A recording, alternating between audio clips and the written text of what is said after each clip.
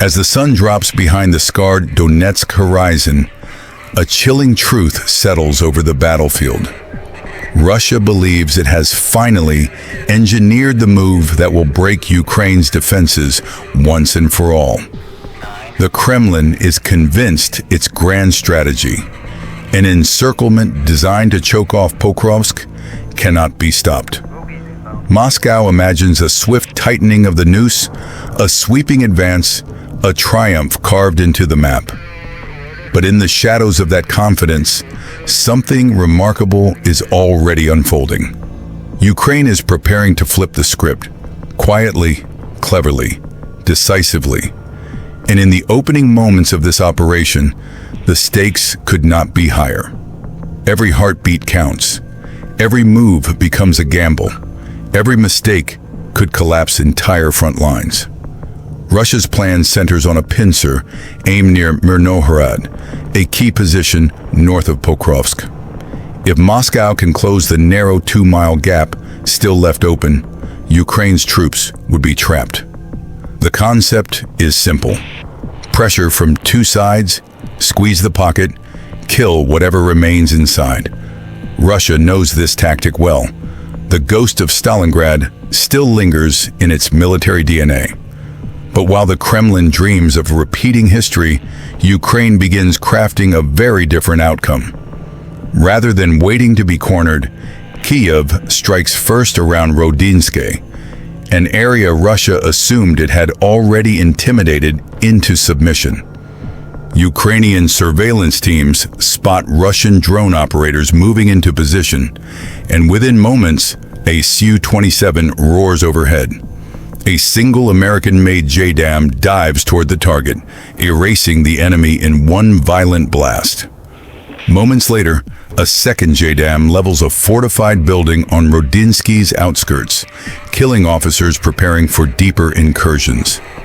Fog settles over the battlefield, thick and protective, masking Ukrainian armored vehicles pushing into the town. Russia tries to reinforce with tanks and FPV drones, but visibility collapses. Ukraine dismantles the assault before it can take shape. Another pair of JDAMs then crushes Russian soldiers hiding in an industrial complex, pulverizing what little foothold Moscow had left. Rodinsk is safe, temporarily, but Ukraine's true objective lies far beyond defending a single settlement.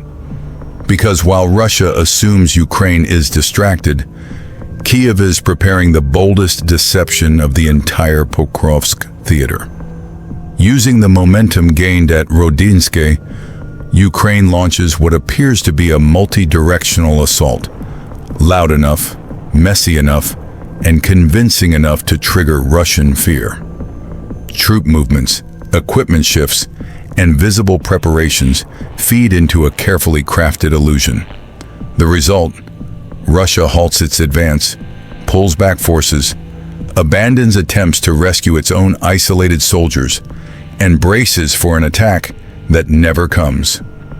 With Russia now reacting instead of acting, Ukraine executes the real mission. Under the cover of electronic warfare, evacuation convoys slip into Mirnohrad. Wounded soldiers are extracted. Fresh troops quietly replace them. Weapons, ammunition, and supplies pour into the city. Russia was moments away from cutting off. What was nearly a trap becomes a lifeline. Russia, fully convinced the simulated attack is real, continues diverting reinforcements toward the wrong front. The illusion is flawless. Ukraine has bought itself time, precious, life-saving, winter-shaping time. And as Ukraine reinforces Mirnohrad, Russia remains tangled in the brutal fight for Pokrovsk. Massive assaults, missile barrages, and drone swarms are thrown at the fortress city week after week. But even with 135 drones and multiple missiles launched in a single night, Russia fails to break Ukrainian defenses. Casualties mount, resources burn, attention narrows, and this fixation blinds Moscow to the quiet miracle unfolding just miles away. For Ukraine, the strategy is simple. Delay Russia until winter clamps down. January temperatures plunge below freezing. Armor slows. Drones falter. Assaults lose momentum. If Ukraine can hold Mirnorod through the coldest months, the pincer collapses under its own weight. Fresh supplies begin transforming the city into a layered fortress interconnected with Dobropilya and Pokrovsk. Three fronts moving in coordination, forming a shield Russia cannot breach quickly. Ukraine knows Pokrovsk may fall eventually, but not without inflicting staggering losses on the attackers. Nearly 200,000 Russian soldiers have already been thrown into the Pokrovsk battlefield, with well over half killed or wounded. Analysts warn that capturing the entire Donbass at this pace could take years and cost Russia millions of casualties.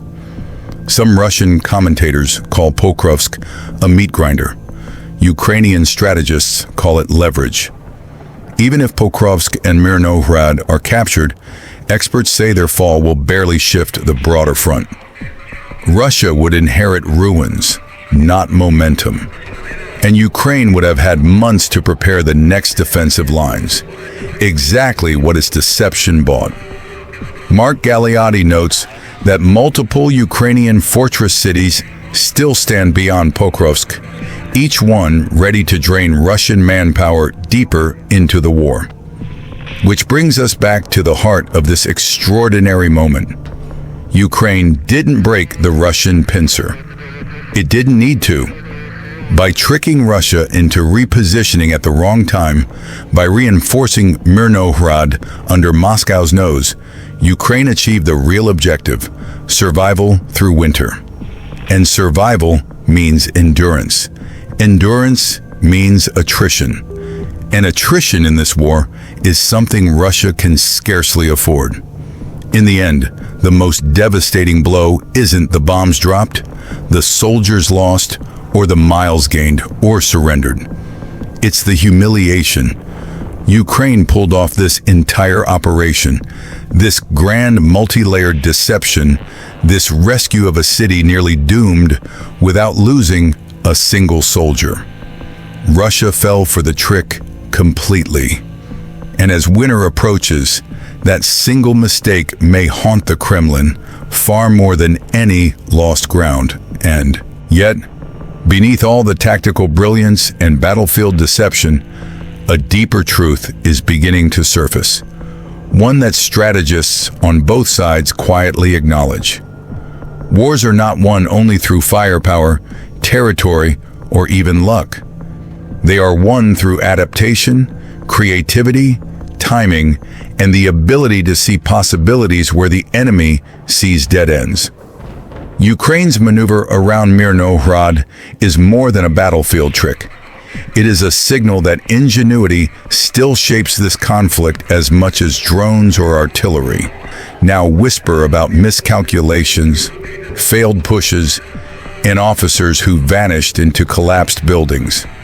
And for now, in this rare window of advantage, Ukraine has shown the world, and more importantly, shown itself, that even under immense pressure, even when cornered, even when outgunned, it can still outwit an army far larger, far richer, and far more confident.